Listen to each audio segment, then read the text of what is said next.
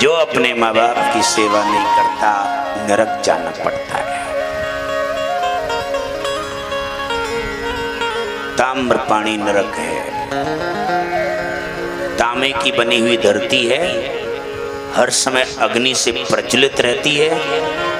उसके ऊपर ऐसे व्यक्ति को छोड़ा जाता है जो अपने माँ बाप की सेवा नहीं करता, जो नारी अपने सास ससुर की सेवा नहीं करती। सबसे बढ़िया धर्म के माँ बाप तो नारी के वही हैं जिसके सास ससुर है। वो जन्म देने के माँ बाप रहे, लेकिन धर्म के माँ बाप परमात्मा की कृपा से वो प्राप्त हुए हैं। नारी के 3 जन्म होते हैं भाई साहब। पहला जन्म बेटी, दूसरा जन्म बहू और तीसरा जन्म माँ।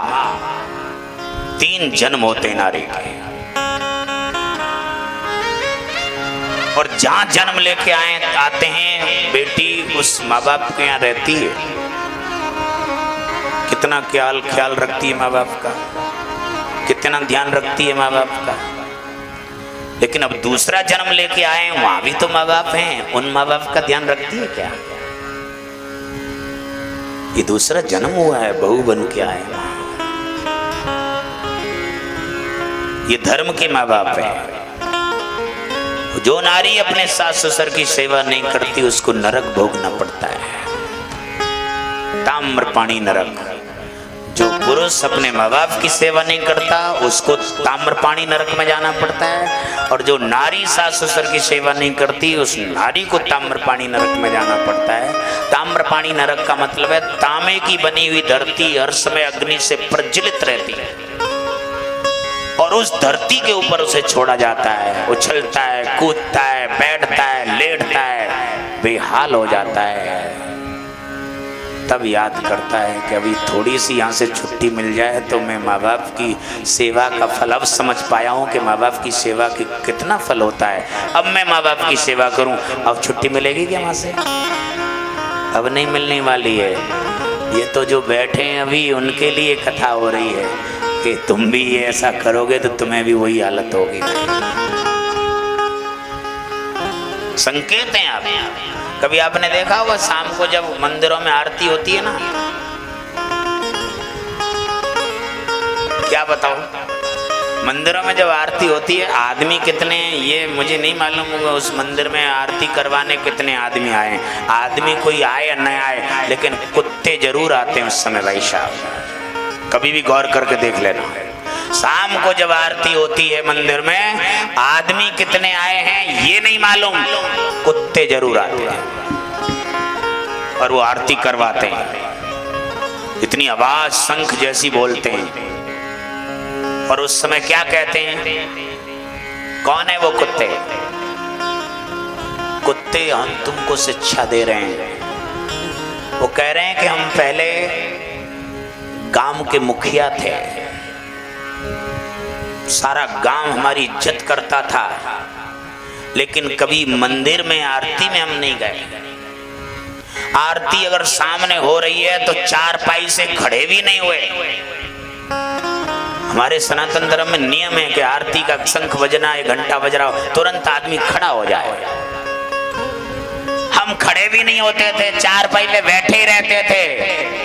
और इसका परिणाम यह है कि 4 पैरों वाला मुझे कुत्ता बनाया गया है। मैं इसलिए बार बार आरती के टाइम पे बोलता हूं आकर के कि तुमको संकेत देने के लिए, क्योंकि मैं तो अब ये जो कुछ हो गया तो हो गया, लेकिन तुम कुत्ता मत बच जाना। इसलिए कम से कम मेरे जैसा काम तुम मत करना।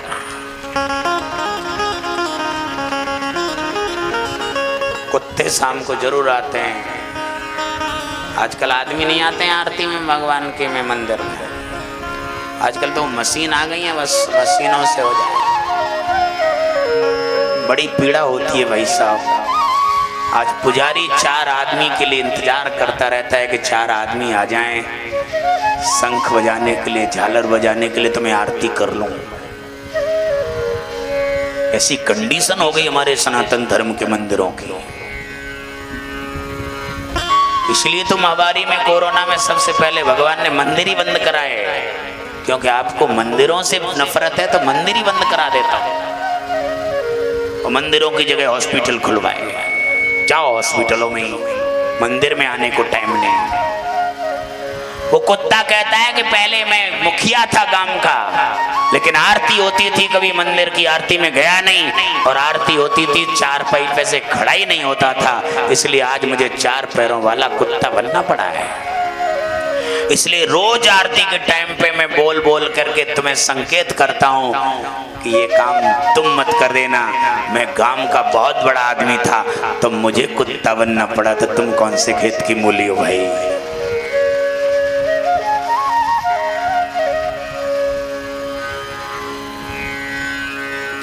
कुत्ता टाइम पे आरती पे पहुंच जाता है। आदमी को तो बुलाने भी जाओगे, भैया ने शंख बजाई दी, उन्हें कहा जाइए तो नहीं आवे। कुत्ता अपने आप टाइम पे पहुंच जाता है, क्योंकि पहले गलती की सो की पर अब तो नहीं करूं, इसलिए डेली आरती पे अपनी हाजिरी लगाता है कि मैं आ गया।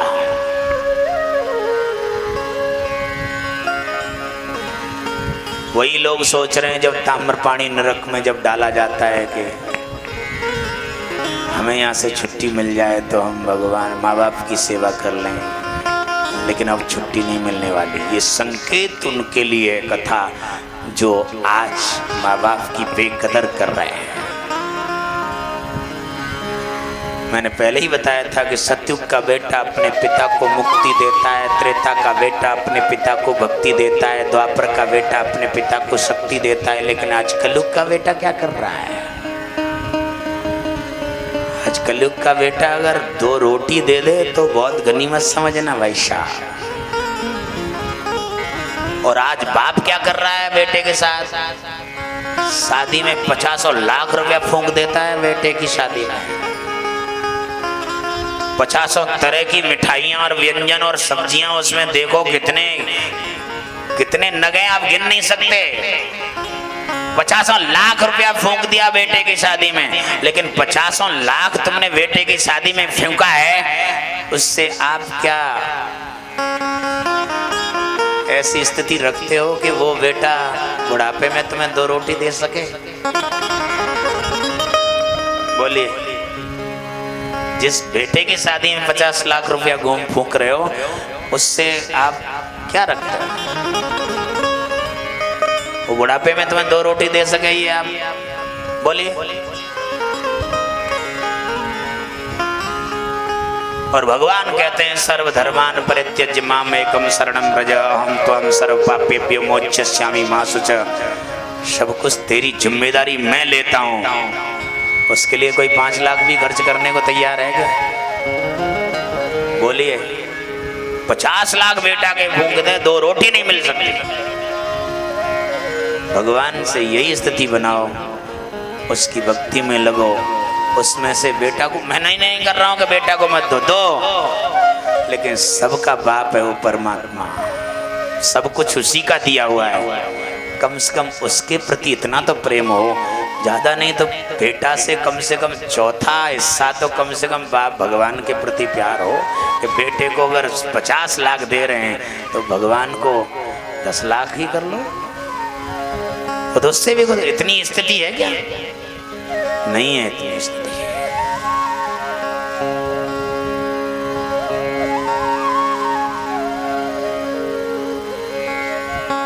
ये गारंटी नहीं है कि वो बुढ़ापे में 2 रोटी दे दे। जिसके लिए तुम 50 लाख रुपया शादी में इतने बड़े बड़े व्यंजन, इतनी मिठाइयां, सब कुछ बनाया, लेकिन वो 2 रोटी दे दे, इसकी गारंटी?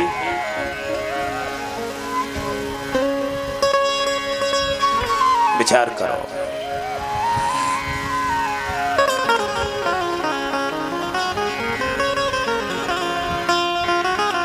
कैसी सोच बन गई लोगों की भाई। भगवान के लिए, भगवान के कार्य के लिए, दान पुण्य के लिए आदमी हाथ बीचा जाता है।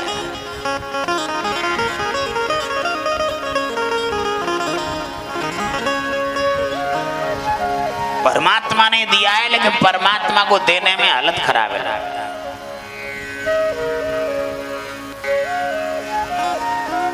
और मुझे तो यहाँ के लोगों की समझ में नहीं आ रही, पता नहीं कौन सी कैटेगरी के लोग। आज कौन सा दिन चल रहा है कथा का? 5वां दिन। आते भी हैं लोग, कोई स्वागत करने, माला करने पर। काऊ ने आज तक यहाँ 10 को नोट नहीं चढ़ाया, लेकिन यार ये भगवान के पास आ रहे हैं, गुरु के पास आ रहे हैं, इनको यही स्थिति नहीं करेंगे क्या?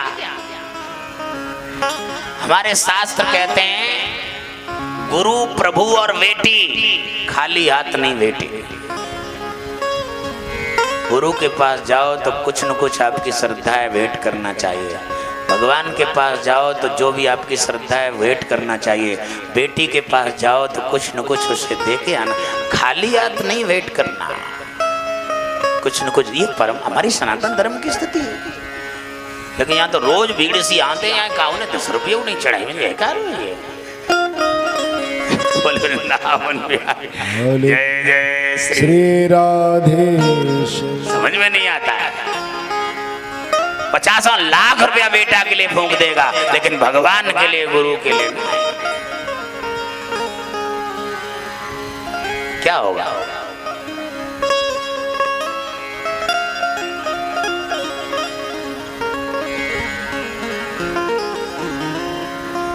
कभी अच्छा काम किया न धन से,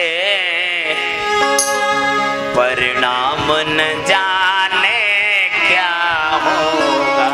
कभी अच्छा काम किया न धन से, परिणाम न जाने क्या होगा। कभी अच्छा काम किया न धन से, परिणाम न जाने क्या होगा। कभी अच्छा काम किया न धन से, परिणाम न जाने क्या होगा।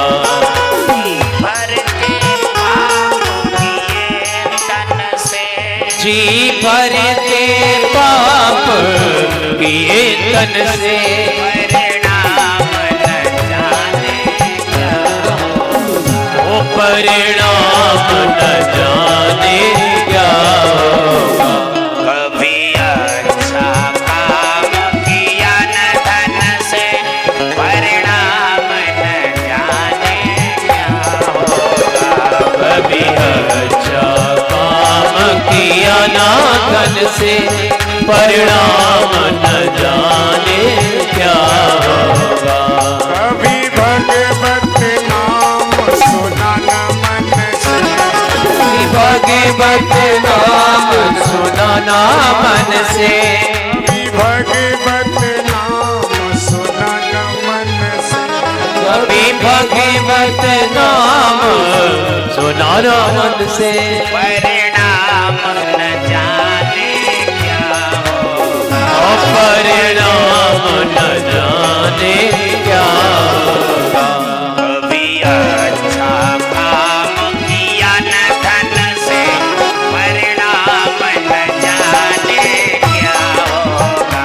कभी अच्छा काम किया ना धन से, परिणाम न जाने क्या होगा।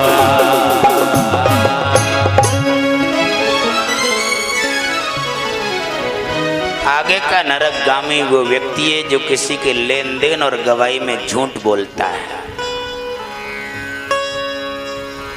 गवाह को साक्षी कहते हैं और साक्षी नाम परमात्मा का है।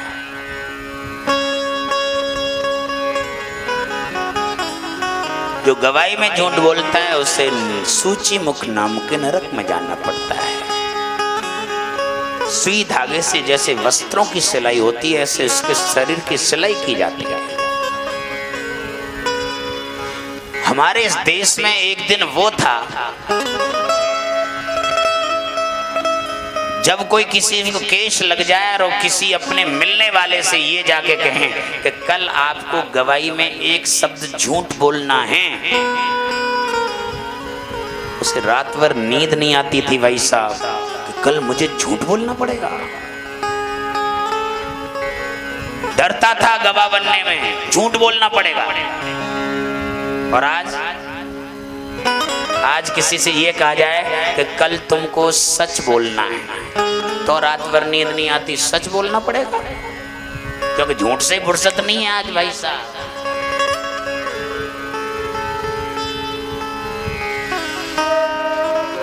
शाम को एक आध बोतल दिया उसको, सुबह कुछ भी बुलवा लो उससे,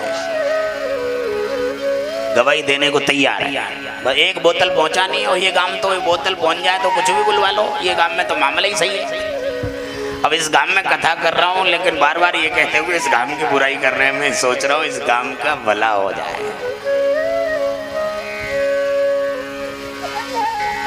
क्योंकि गांव ब्राह्मणों का है और ये सुनने को जो मिल रहा है